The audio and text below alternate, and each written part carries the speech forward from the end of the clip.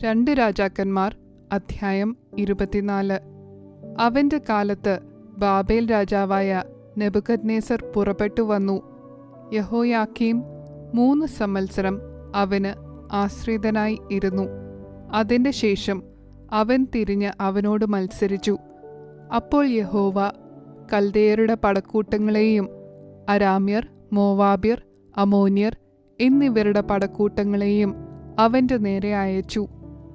പ്രവാചകന്മാരായ തന്റെ ദാസന്മാർ മുഖാന്തരം യഹോവ അരുളി ചെയ്തിരുന്ന വചനപ്രകാരം അവൻ അവരെ യഹൂദയെ നശിപ്പിക്കത്തക്കവണ്ണം അതിന്റെ നേരെ അയച്ചു. മനശ്ശെ ചെയ്ത സകല പാപങ്ങളും നിമിത്തം യഹൂദയെ തന്റെ സന്നിധിയിൽ നിന്ന് നീക്കിക്കളവാൻ ഇത് യഹോവയുടെ കൽപ്പനപ്രകാരം തന്നെ അവർക്ക് ഭവിച്ചു. അവൻ കുറ്റമില്ലാത്ത രക്തം ചൊരിയിച്ചു. യെരൂശലേമിനെ കുറ്റമില്ലാത്ത രക്തം കൊണ്ട് നിറച്ചതും ക്ഷമിപ്പാൻ യഹോവയ്ക്ക് മനസ്സായില്ല. യഹോയാക്കീമിന്റെ മറ്റുള്ള വൃത്താന്തങ്ങളും അവൻ ചെയ്തതൊക്കെയും യഹൂദാ രാജാക്കന്മാരുടെ വൃത്താന്ത പുസ്തകത്തിൽ എഴുതിയിരിക്കുന്നുവല്ലോ. യഹോയാക്കീം തന്റെ പിതാക്കന്മാരെ പോലെ നിദ്ര പ്രാപിച്ചു. അവന്റെ മകനായ യഹോയാക്കീൻ അവന് പകരം രാജാവായി. മിസ്രയീം രാജാവിന് മിസ്രയീം തോടുമുതൽ ഫ്രാത്ത് നദി വരെ ഉണ്ടായിരുന്നതൊക്കെയും ബാബേൽ രാജാവ് പിടിച്ചതുകൊണ്ട് മിസ്രയീം രാജാവ് പിന്നെ തന്റെ ദേശത്തു നിന്ന് പുറപ്പെട്ടു വന്നില്ല. യഹോയാക്കീൻ വാഴ്ച തുടങ്ങിയപ്പോൾ അവന് 18 വയസ്സായിരുന്നു. അവൻ യെരൂശലേമിൽ 3 മാസം വാണു. അവന്റെ അമ്മയ്ക്ക് നെഹുഷ്ഠ എന്നു പേർ. അവൾ യെരൂശലേമ്യനായ എൽനാഥാന്റെ മകൾ ആയിരുന്നു. അവൻ തന്റെ അപ്പൻ ചെയ്തതുപോലെയൊക്കെയും യഹോവയ്ക്ക് അനിഷ്ടമായുള്ളത് ചെയ്തു. ആ കാലത്ത് ബാബേൽ രാജാവായ നെബൂഖദ്നേസറിന്റെ ഭൃത്യന്മാർ യെരൂശലേമിന്റെ നേരെ വന്നു നഗരത്തെ നിരോധിച്ചു. ഇങ്ങനെ ഭൃത്യന്മാർ നിരോധിച്ചിരിക്കുമ്പോൾ ബാബേൽ രാജാവായ നെബൂഖദ്നേസറും നഗരത്തിന്റെ നേരെ വന്നു. യഹൂദാ രാജാവായ യഹോയാക്കീനും അവന്റെ അമ്മയും അവന്റെ ഭൃത്യന്മാരും പ്രഭുക്കന്മാരും ഷണ്ഡന്മാരും ബാബേൽ രാജാവിന്റെ അടുക്കലേക്ക് പുറത്തു ചെന്നു. ബാബേൽ രാജാവ് തന്റെ വാഴ്ചയുടെ 8-ാം ആണ്ടിൽ അവനെ പിടിച്ചു. അവൻ യഹോവയുടെ ആലയത്തിലെ സകല നിക്ഷേപങ്ങളും രാജധാനിയിലെ നിക്ഷേപങ്ങളും അവിടെ നിന്ന് എടുത്തുകൊണ്ടുപോയി. ഇസ്രായേൽ രാജാവായ ശലോമോൻ യഹോവയുടെ മന്ദിരത്തിൽ ഉണ്ടാക്കി വച്ചിരുന്ന പൊന്നുകൊണ്ടുള്ള ഉപകരണങ്ങളൊക്കെയും യഹോവ അരുളി ചെയ്തിരുന്നതുപോലെ അവൻ ഖണ്ഡിച്ചു കളഞ്ഞു. എല്ലാ യെരൂശലേമ്യരെയും സകല പ്രഭുക്കന്മാരും സകല പരാക്രമശാലികളുമായി 10,000 പേരെയും എല്ലാ ആശാരിമാരെയും കൊല്ലന്മാരെയും അവൻ ബദ്ധരാക്കി കൊണ്ടുപോയി.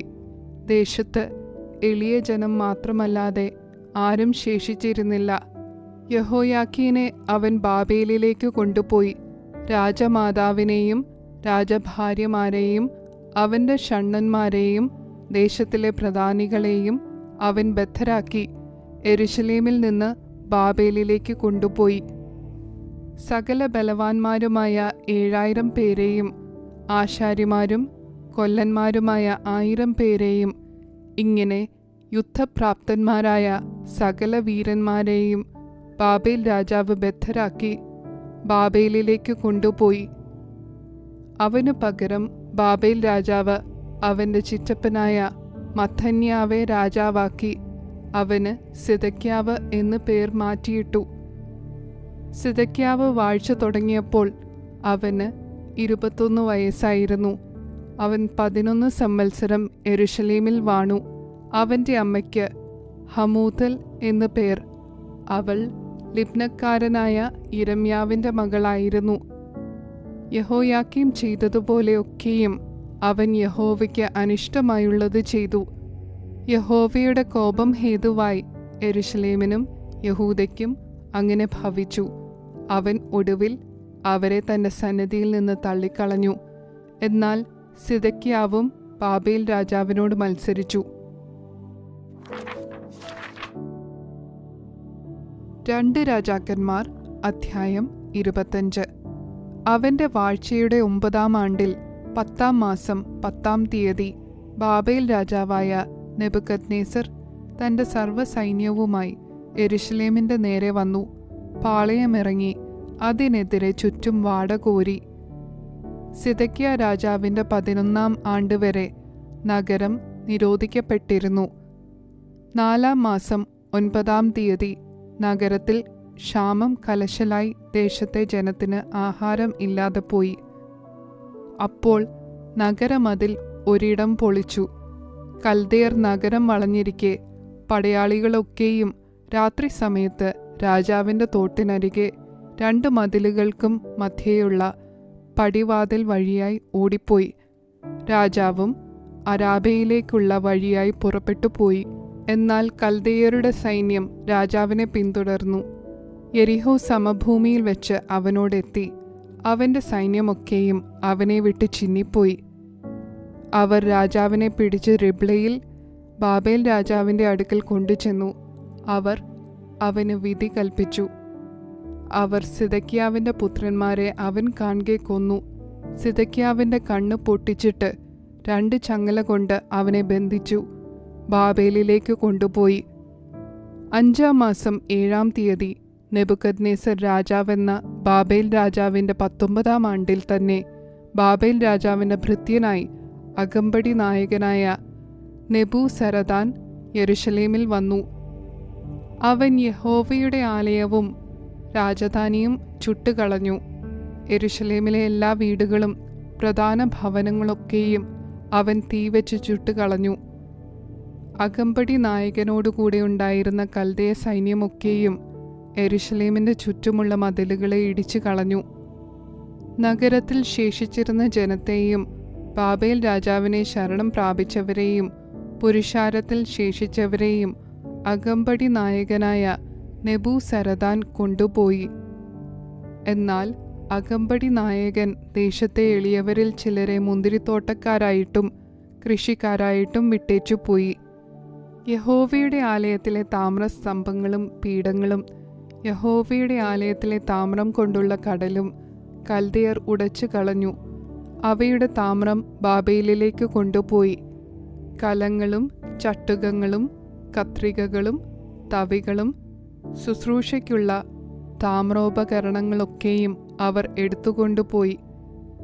തീച്ചട്ടികളും കലശങ്ങളും പൊന്നും വെള്ളിയും കൊണ്ടുള്ളതൊക്കെയും അകമ്പടി നായകൻ കൊണ്ടുപോയി. ശലോമോൻ യഹോവയുടെ ആലയത്തിന് വേണ്ടി ഉണ്ടാക്കിയ 2 സ്തംഭം, ഒരു കടൽ, പീഠങ്ങൾ എന്നിങ്ങനെയുള്ള സകല ഉപകരണങ്ങളുടെയും താമ്രത്തിന് തൂക്കമില്ലാതെയിരുന്നു. ഒരു സ്തംഭത്തിന്റെ ഉയരം 18 മുഴം, അതിന്മേലുള്ള പോതിക താമ്രം കൊണ്ട് ആയിരുന്നു. പോതികയുടെ ഉയരം 3 മുഴം. പോതികയുടെ ചുറ്റുമുള്ള വലപ്പണിയും മാതളപ്പഴവും ആസകലം താമ്രം കൊണ്ടായിരുന്നു. ഇതുപോലെ മറ്റേ സ്തംഭത്തിനും വലപ്പണിയും മറ്റുമുണ്ടായിരുന്നു. അകമ്പടി നായകൻ മഹാപുരോഹിതനായ സെരായാവേയും 2-ാം പുരോഹിതനായ സെഫന്യാവേയും 3 ഉമ്മരപ്പടി കാവൽക്കാരെയും പിടിച്ചുകൊണ്ടുപോയി. നഗരത്തിൽ നിന്ന് അവൻ യോദ്ധാക്കളുടെ മേൽവിചാരകനായ ഒരു ഷണ്ഡനെയും നഗരത്തിൽ വെച്ച് കണ്ടെത്തിയ രാജപരിചാരകന്മാരിൽ 5 പേരെയും ദേശത്തെ ജനത്തെ പടയ്ക്ക് സ്വരൂപിക്കുന്ന സേനാപതിയുടെ രായസക്കാരനെയും നഗരത്തിൽ കണ്ട ദേശത്തെ ജനത്തിൽ 60 പേരെയും പിടിച്ചുകൊണ്ടുപോയി. ഇവരെ അകമ്പടി നായകനായ നെബൂസരദാൻ പിടിച്ചു റിബ്ലയിൽ ബാബേൽ രാജാവിന്റെ അടുക്കൽ കൊണ്ടുചെന്നു. ബാബേൽ രാജാവ് ഹമാത്ത് ദേശത്തിലെ റിബ്ലയിൽ വെച്ച് അവരെ വെട്ടിക്കൊന്നു. ഇങ്ങനെ യഹൂദ സ്വദേശം വിട്ടുപോകേണ്ടി വന്നു. ബാബേൽ രാജാവായ നെബൂഖദ്നേസർ യഹൂദാദേശത്ത് ശേഷിപ്പിച്ചു വെച്ച ജനത്തിന് ഷാഫാന്റെ മകനായ അഹീകാമിന്റെ മകനായ ഗെദല്യാവെ അധിപതിയാക്കി. ബാബേൽ രാജാവ് ഗെദല്യാവെ അധിപതിയാക്കിയെന്ന് നെതന്യാവിന്റെ മകൻ ഇഷ്മായേൽ, കാരേഹിന്റെ മകൻ യോഹാനാൻ, നെതോഫാത്യനായ തൻഹൂമെത്തിന്റെ മകൻ സെരായാവ്, മാഖാത്യന്റെ മകൻ യാസന്യാവ് എന്നിങ്ങനെ സകല സേനാപതികളും അവരുടെ ആളുകളും കേട്ടപ്പോൾ അവർ മിസ്പയിൽ ഗെദല്യാവിൻ്റെ അടുക്കൽ വന്നു. ഗെദല്യാവ് അവരോടും അവരുടെ ആളുകളോടും സത്യം ചെയ്ത് അവരോട്, നിങ്ങൾ കൽദയരുടെ ദാസന്മാർ നിമിത്തം ഭയപ്പെടരുത്. ദേശത്ത് പാർത്ത് ബാബേൽ രാജാവിനെ സേവിപ്പിൻ, അത് നിങ്ങൾക്ക് നന്മയായിരിക്കും. എന്നാൽ 7-ാം മാസത്തിൽ രാജവംശക്കാരനായ എലീശയുടെ മകനായ നെഥന്യാവിൻ്റെ മകനായ ഇശ്മായേൽ 10 ആളുമായി വന്നു. ഗെദല്യാവെയും അവനോടുകൂടെ മിസ്പയിലുണ്ടായിരുന്ന യഹൂദ്യരെയും കൽദയരെയും വെട്ടിക്കൊന്നു. അപ്പോൾ ആബാലവൃദ്ധം ജനമൊക്കെയും സേനാപതിമാരും കൽദയരെ ഭയപ്പെടുകയാൽ എഴുന്നേറ്റു പുറപ്പെട്ടു മിസ്രയീമിലേക്ക് പോയി. യഹൂദ രാജാവായ യഹോയാക്കീന്റെ പ്രവാസത്തിന്റെ 37-ാം ആണ്ടിൽ 12-ാം മാസം 27-ാം തീയതി ബാബേൽ രാജാവായ എവീൽ മെരോദക് താൻ രാജാവായ ആണ്ടിൽ യഹൂദ രാജാവായ യഹോയാക്കീനെ കടാക്ഷിച്ചു, കാരാഗ്രഹത്തിൽ നിന്ന് വിടുവിച്ചു. അവനോട് ആദരവായി സംസാരിച്ചു. അവൻ്റെ ആസനത്തെ തന്നോടുകൂടെ ബാബേലിൽ ഉണ്ടായിരുന്ന രാജാക്കന്മാരുടെ ആസനങ്ങൾക്ക് മേലായി വെച്ചു. അവൻ്റെ കാരാഗ്രഹ വസ്ത്രം മാറ്റി അവൻ ജീവപര്യന്തം നിത്യം അവൻ്റെ സന്നിധിയിൽ ഭക്ഷണം കഴിച്ചു പോന്നു. അവൻ്റെ അഹോവൃത്തിയോ രാജാവ് അവന് അവൻ്റെ മരണ ദിവസം വരെ അവൻ്റെ ജീവകാലമൊക്കെയും നിത്യവൃത്തിക്ക് ദിവസം പ്രതിയുള്ള ഓഹരി കൊടുത്തു പോന്നു.